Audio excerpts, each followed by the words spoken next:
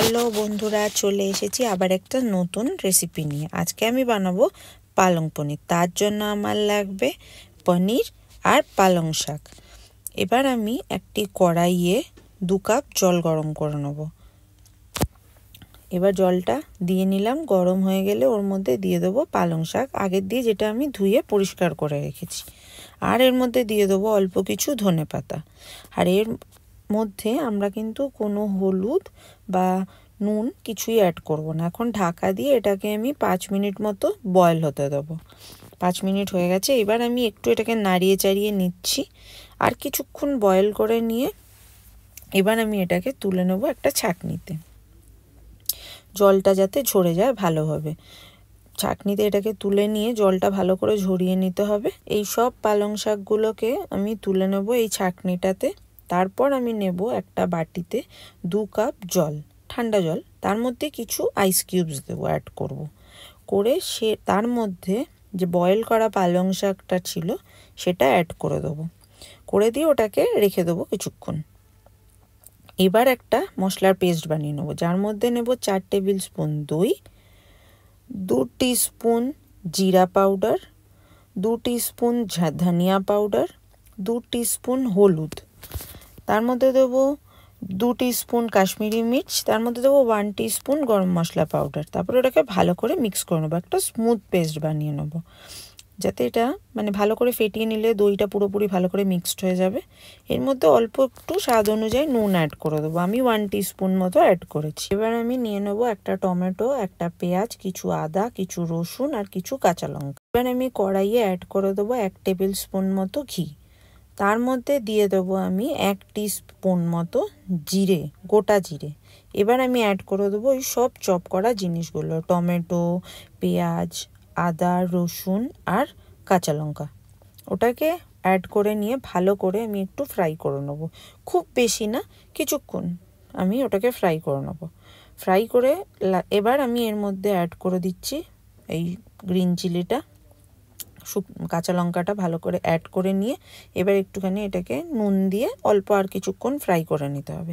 এবার এটাকে আমি রেখে দেবো একটু ঠান্ডা হওয়ার জন্য। এবার আমি আবার 1 টেবিল স্পুন মতো ঘি অ্যাড করলাম। এবার আমি এর মধ্যে ভেজে নেব আমার রেখে দেওয়া পনিরগুলোকে। একটা একটা করে পনির দিয়ে ওটাকে হালকা করে ভেজে নিতে হবে, খুব বেশি ভাজতে হবে না, অল্প করে ভেজে নিতে হবে, জাস্ট একটু হালকা ব্রাউন কালার এলেই হয়ে যাবে, খুব বেশি ভাজতে হবে না।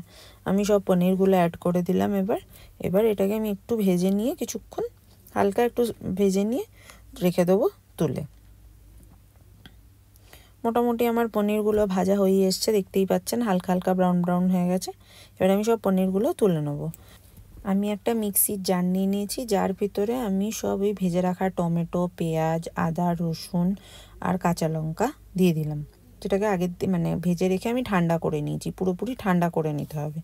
এবার আমি ওর ভিতরে অ্যাড করব ওই বয়েল করে রাখা পালং শাক, যেটাকে আমি ঠান্ডা জলে ভিজিয়ে রেখেছিলাম। পুরো সবগুলোকে একসঙ্গে মিক্সিং বলে দিয়ে খুব সুন্দর করে একটা স্মুথ পেস্ট বানিয়ে নিতে হবে। এবার আমি কড়াইয়ে অ্যাড করব 1 টেবিল স্পুন ঘি। তার মধ্যে আমি অ্যাড করব গোটা গরম মশলা, যেটায় থাকবে 1টা কি 2টো এলাচ আর দারচিনি। এবার আমি ওর ভিতরে অ্যাড করে দেবো আমার ওই মশলার পেস্টটা, যেটাকে আমি অলরেডি আগে থেকে বানিয়ে রেখেছি। এটাকে কিছুক্ষণ খুব ভালো করে নাড়িয়ে চাড়িয়ে মশলাটাকে একটু কষিয়ে নিতে হবে। সুন্দর করে নাড়িয়ে চাড়িয়ে নিয়ে আমি এর মধ্যে এবার অ্যাড করব ওই পালং শাক আর আমার ওই ভেজে রাখা টমেটো, আদা, রসুন, কাঁচা লঙ্কা, যে আমি একটা পেস্ট বানিয়েছিলাম স্মুথ, সেইটাকে এবার অ্যাড করে দিচ্ছি ওর ভিতরে। এটাকে অ্যাড করে দিয়ে এবার খুব ভালো করে এটাকে নাড়িয়ে চাড়িয়ে একসঙ্গে মিশিয়ে নিতে হবে, যাতে জিনিসটা পুরো একসঙ্গে মিশে যায়, ওই দইয়ের মশলাটা আর এই পালং শাকটা। তারপরে এটাকে ভালো করে মিশিয়ে নিয়ে এটাকে কিছুক্ষণ ঢেকে রাখতে হবে, 5 মিনিট মতো ঢেকে রাখতে হবে। ঢেকে রেখে মশলাটা যখন একটুখানি কষে যাবে, এরপরে এর মধ্যে অ্যাড করব 1 টেবিল স্পুন মতো চিনি। অ্যাড করে আবার একটু নাড়িয়ে চাড়িয়ে দিতে হবে ভালো করে, যাতে চিনিটা মশলার সঙ্গে ভালো করে মিশে যায়। এবার আমি অ্যাড করব এর ভিতরে ভেজে রাখা ওই পনিরগুলো। পনিরগুলো আস্তে আস্তে অ্যাড করে দেবো।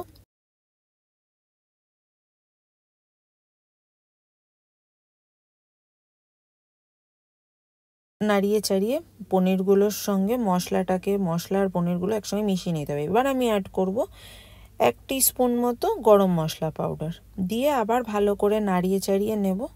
নিয়ে আমি আর ঢেকে রাখিনি। এবার আমি এর মধ্যে অ্যাড করে দিচ্ছি এই আমার হিসেবে 1 টেবিল স্পুন মতো বাটার।